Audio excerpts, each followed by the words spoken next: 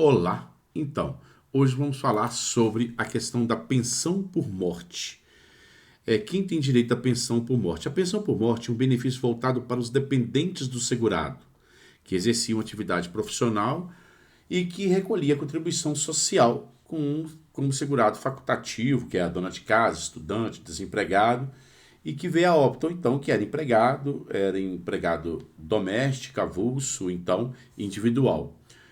A questão referente aos dependentes para receber a pensão por morte então, antes da condição da emenda constitucional 63, continuou a mesma. Tem a classe 1, que é o cônjuge, o companheiro, os filhos menores de 21 anos, e esses filhos menores de 21 anos, os filhos que forem inválidos ou que tenham deficiência intelectual ou mental ou deficiência grave antes dos 21 anos.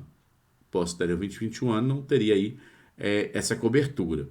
E também o menor sob guarda, o enteado e o menor tutelado, que equipara aos filhos mediante declaração do segurado. Terão direito à pensão por morte. E, não havendo a classe 1, que foram o que nós mencionamos, teríamos a classe 2, que são os pais, que aí eu preciso de ter a questão da comprovação da dependência econômica, enquanto a classe 1, a dependência econômica é presumida. Tenho essa diferença. E a terceira classe, se eu não tiver a segunda, são os irmãos do contribuinte não emancipado de qualquer condição, menor de 21 anos, ou inválido, ou que tenha deficiência intelectual ou mental, ou deficiência grave. Essa circunstância faz com que tenha a possibilidade, então, aí, da comprovação da dependência econômica, então, ser dependente do contribuinte e receber pensão por morte. A diferenciação entre as classes é que o caso do segurado que não tenha cônjuge ou não tenha filhos, os pais poderão pleitear o benefício caso seja comprovado a sua dependência econômica. Só a classe 1 que não tenha dependência econômica, os demais sim, precisa comprovar a dependência econômica. Só que essa dependência econômica é uma dependência econômica robusta. Não é simplesmente aquela dependência econômica que ele pagava, o contribuinte pagava uma conta de luz, pagava uma conta de água, dava uma ajuda na casa. Não. É que a falta deste recurso dele realmente terá dificuldade. Então tem que comprová-lo aí com provas materiais. São questões que me tragam que realmente era um dependente econômico. Por exemplo, em testamentos, em termos junto com o seu empregador, mais alguns termos feitos junto em cartório, compras, imposto de renda, junto ao imposto de renda dependente, seria aí a minha dependente, a pessoa seria o dependente, e outros fatos que comprovem a dependência econômica nos fatos. Aí compramos bens juntos, enfim, são coisas realmente pertinentes a quem convive com o outro e realmente depende um do outro. A exclusão do menor sobre guarda, a emenda constitucional 103, agora de 2019, excluiu do rol de dependentes do menor sob guarda, apesar que o STJ já ter pacificado o entendimento de que o artigo 33, parágrafo 3º do Estatuto da Criança e do Adolescente, que é o ECA, assegura ao menor todos os direitos, inclusive o direito previdenciário, que é a pensão por morte. Mas a emenda constitucional 103 excluiu do rol dos dependentes o menor sob guarda. Então esse não teria aí a possibilidade de ser o dependente. As questões terão aí ainda debates, porquanto já hoje, na emenda constitucional, então perdeu aí o sentido da questão pacificada no STJ, porque já foi uma questão, veio na emenda constitucional. Em meu entendimento, a exclusão aí implícita não condiz com os preceitos constitucionais e de ordenamentos jurídicos esperado do legislador. Isso porque a guarda obriga a prestação de assistência material, moral, educacional pelo detentor do direito e pela sociedade, pelo Estado que então temos. Veja bem, o artigo 33 do ECA, ele traz a seguinte redação: a guarda obriga a prestação de assistência material, moral e educacional à criança ou adolescente, conferindo ao seu detentor o direito de opor-se a terceiro, inclusive aos pais. Então foi assim um retrocesso no meu entendimento.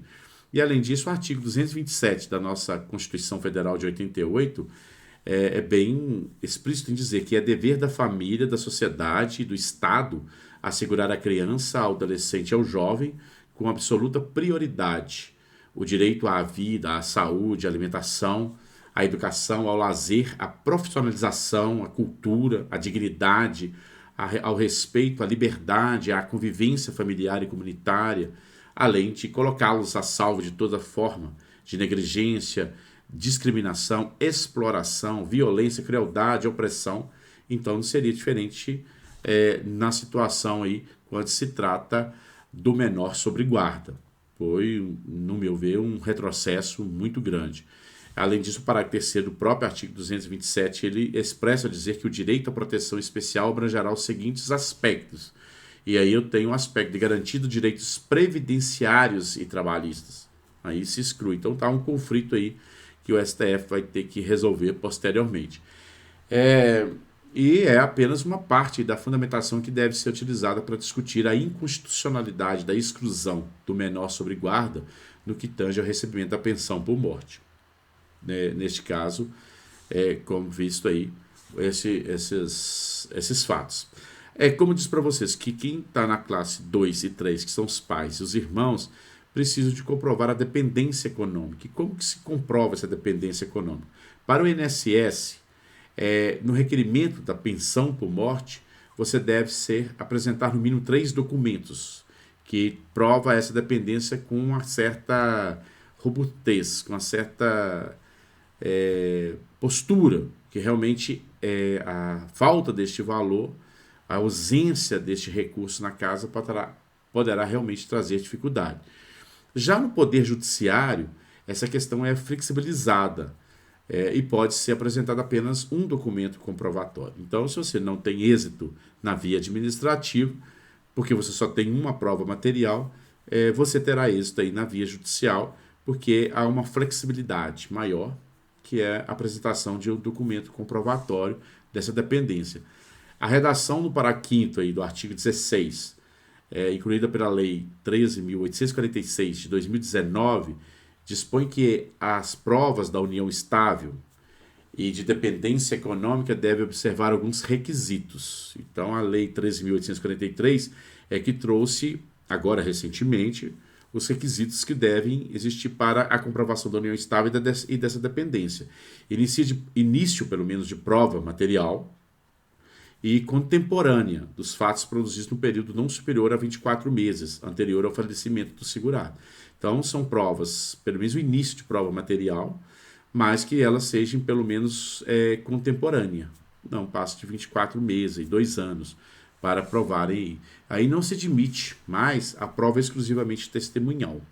Ela é somente um complemento da prova material, salvo por motivo de força maior ou caso fortuito de não existir mais a prova material, porque a casa foi incendiada, o ladrão levou todos os documentos, enfim, provas realmente que tipo força maior, ou então caso fortuito, não tenho mais os documentos materiais, vou ter que fazer por testemunha. Então vamos ver alguns documentos que são aceitos como prova, que só para termos uma ideia. Declaração de imposto de renda do segurado, em que conste o interessado como seu dependente, disposições testamentárias, declaração especial feita perante o tabelião, prova do meio de domicílio, que os dois têm o domicílio, o mesmo domicílio, prova de encargos domésticos evidentes e a existência de sociedade ou comunhão de atos da vida civil, são provas que estão aí pertinentes a concluírem, inclusive na via administrativa. Então, assim, se o dependente for pai, irmão, por exemplo, deve comprovar que dependia financeiramente do filho ou do irmão segurado, por meio de início de prova material e por testemunhas, se fizesse sim necessário. Lembrando categoricamente que o requerimento anteriores à lei que alterou o meio de prova não se aplica ao artigo 5º aí o parágrafo 5º do artigo 16 previsto na lei 82.13, tá? Porque se o processo é anterior, não havia essas exigências que foi incorporado recentemente. E a forma do quanto que o dependente vai receber de benefício? A reforma da Previdência alterou a questão mesmo das cotas de valores do benefício. E com isso o valor final será muito inferior no caso do óbito tiver acontecido antes. Se o óbito tiver acontecido posteriormente à emenda, vai ter seu valor achatado. Agora, se o óbito foi antes do dia 13 de novembro de 2019, eu tenho as mesmas condições anteriores. Eu não posso, assim, ser prejudicado pelo fator, o fato que gera o direito, aí é o óbito. Então, se faleceu antes do dia 13 de novembro de 2019, a forma de cálculo é mais benéfica para os pensionistas.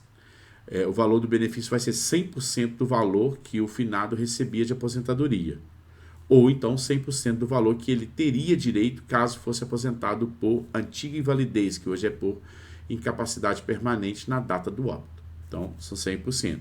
Ficou bem tranquilo, vai receber os 100%.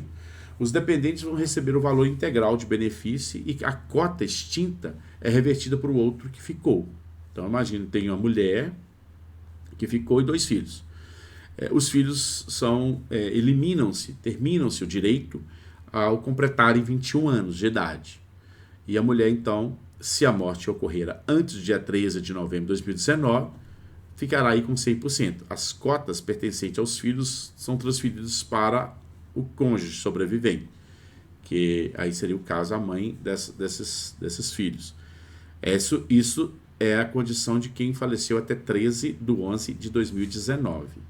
Aí é revertido. Então, no caso que um filho, por exemplo, completou 21 anos, o benefício é cessado e revertido aos demais dependentes que ficaram. Agora, quem faleceu a partir do dia 13 de novembro, quer dizer, 14 de novembro, o óbito ocorrer até 13 de novembro ainda é nas condições anteriores. O óbito ocorrer no dia 14 de novembro de 2019 já é na condição atual da emenda constitucional 103. Então, tanto no INSS como no âmbito federal, que vai ser a condição do servidor público agora, a cota familiar será de 50%. O valor da aposentadoria recebida pelo segurado ou daquela que teria direito se fosse aposentado por incapacidade permanente na data do óbito. Perfeito? Então, não será acrescida agora a cota de 10% por dependente, até o máximo de 100% da média do benefício da aposentadoria. Essa mudança é que trouxe o grande problema. Então, imagine o seguinte, o segurado recebia R$ 1.800, tá? De aposentadoria por idade, e veio a óbito após a promulgação da emenda constitucional 103, 14 de novembro de 2019. Tinha uma esposa e 2 filhos. O percentual da pensão por morte será de 80% de 1.800, que os 2 filhos têm 10% cada um e a esposa. Ou seja, os dependentes receberão R$ 1.440. O segurado recebia, por exemplo, R$ 1.200 de aposentadoria por tempo de contribuição e veio a óbito, tinha uma esposa. O percentual da pensão da morte será de 60%, porque é 50%, mais 10% para cada um. Perfeito? E não pode ser inferior ao salário mínimo. Portanto, o valor da pensão por morte será de R$ 1.039. Com o salário mínimo é R$ 1.045, vai receber R$ 1.045. Então, assim, é 50% e 10% para cada um que for receber a pensão. E ao sair, esses 10% não é revertido para os que ficaram. Não há essa reversão para os que continuaram. Então, vai diminuindo a cada momento se algum dos beneficiários dessa pensão, os dependentes desse contribuinte, for eliminado em razão de que cumpriu a idade, por exemplo, o filho. Então, essas questões foi o mais prejudicado. Além disso, eu tinha a pensão por morte num cálculo de 100%. Hoje eu tenho, além de ser só 50%, acrescido de 10% para cada dependente, eu vou ter o valor da pensão é o mesmo cálculo do valor da aposentadoria por incapacidade permanente. Eu vou fazer a média de 100% das suas contribuições e vou iniciar com 60%. E se você tiver mais de 20 anos de carência, sobe-se 2% a cada ano. Então, além de ser só 50%, também não será um valor integral, será o valor do percentual que você tiver da média, 60%, podendo crescer a cada ano 2%, dependendo do tempo de carência que você tem quando veio a óbito. Então, ficou prejudicado em duas situações, bem categórico, bem categórico, e a questão aí bem difícil para compreendermos quando um patriarca vem a óbito, a família o necessitava, dependia desse recurso, esse recurso é bem chatado, bem categoricamente diminuído aí para os fins dessa mantença dessa família. Agora, a única exceção que eu tenho é a regra, a pensão por morte ao dependente inválido e com deficiência intelectual, mental ou grave, a hipótese em que o valor do benefício será de 100%, do valor apurado do benefício do precedente ou do benefício de aposentadoria ou incapacidade permanente que faz jus o instituidor. Então, essa é a exceção que eu tenho, a regra é a pensão por morte. Aí, se o inválido é deficiência intelectual, mental ou grave, o valor será de 100%. Tá? No que tange aí a reversão de cota, como nós falamos, cessada qualquer das cotas, ela não será revertida aos demais dependentes. Se a cota cessada for do dependente inválido ou deficiente intelectual, mental ou grave, o valor do benefício deverá ser recalculado. Então, imagina a seguinte situação. Tem um patriarca lá, o senhor, ele era aposentado, e então, ao ver a óbito, tinha o filho que tem a dependente, ele é dependente por ele é inválido ou tem deficiência intelectual e mental grave, mental ou grave. Então, terá o cálculo de 100%. Ao falecer, ele, então, perdeu a característica, e aí teria mais a esposa, cônjuge sobrevivente, mais o irmão, que ainda é menor, de 21 anos, mas o que tinha a dependência do sentido inválido e a deficiência intelectual e mental veio a óbito, então a condição do recebimento de 100% do valor da pensão por morte também é desconstituído e faz novamente o recálculo. Vai pegar o valor de 60% da média dos seus 100% das suas contribuições, acrescer 2% se tiver mais de 20 anos de carência, se for homem, 15 anos a mulher, e acrescer 10% para o cônjuge e 10% para o outro filho. Aí haverá aí um recálculo. Perfeito? E é permitida a acumulação de pensão por morte de regimes distintos de pensão por morte com aposentadoria. Porém, com as seguintes condições. O valor é que não pode acumular na integralidade. Tá? Então, nesse caso, será assegurado o percentual do valor integral do benefício mais vantajoso. Então, a mulher, por exemplo, cônjuge, já é aposentado e tem R$3.000 de aposentadoria. Aí vem a pensão por morte, que seria R$2.000. Então, ela opta, óbvio, pela maior. Então, nesse caso, será assegurada a percepção do valor integral do benefício mais vantajoso, a aposentadoria dela. Só que ela vai poder acumular com a aposentadoria do falecido, seu ex-cônjuge, e de uma parte de cada um dos benefícios, conforme a seguinte previsão. Então, a previsão acontece da seguinte forma. Olha, 60% do valor que exceder um salário mínimo até o limite de 2 salários mínimos. Então, a diferença que eu tenho que de 1 até 2 salário mínimo pagará 60%. A diferença que eu tenho entre 2 salários mínimos e 3 salários mínimos, eu tenho um percentual de 40%. E a diferença que eu tenho de ceder de 3 salários mínimos até 4 salários mínimos, 20%. E a diferença que é ceder acima de 4 salários mínimos, 10%. Portanto, então, você verifica que o segurado portanto, o segundo benefício,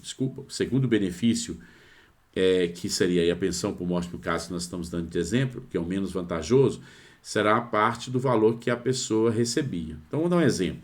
Aposentadoria por idade é 1.200 e a pensão por morte é 1.039. O valor total, se eu somar, vai ser R$ 2.239. Então, a aposentadoria que o cônjuge sobrevivente tem é 1.200. A pensão por morte que poderá vir receber, 1.039. O valor total aí eu tenho 2.239. Nessa linha de pensamento. Não, me desculpe, vamos fazer um raciocínio melhor. A aposentadoria por idade de 1.200 e pensão por morte de 1.039. O valor total que a pessoa receberá é 2.239, correto? Agora, a pensão por morte de 3.400, aposentadoria por tempo de contribuição 2.900. O valor total que a pessoa receberá é 4.975,60. Perfeito? Então, aí eu tenho esses dois parâmetros, só para ter uma ideia. Nessa linha de raciocínio, eu tenho essa parte quanto é este percentual, que assim a gente tem esse prejuízo. O que eu quero que você tenha a atenção, que eu tenho 60%, 40%, 20% ou 10%, da diferença que eu tenho entre o salário mínimo até o valor de 2 salários, tá? Então, sempre eu tenho que ter essa base de raciocínio e acrescer ali essa diferença, que do qual ficou um tanto quanto um pouco também prejudicado não poder fazer essa junção desses valores, uma vez que os dois valores já estavam, eram da mantença do lar e aí ficou defasado. E assim a gente termina essa versão sobre a questão, literalmente, da questão da pensão por morte. Espero encontrá-lo para a gente falar de outro tema da nossa Previdência Social.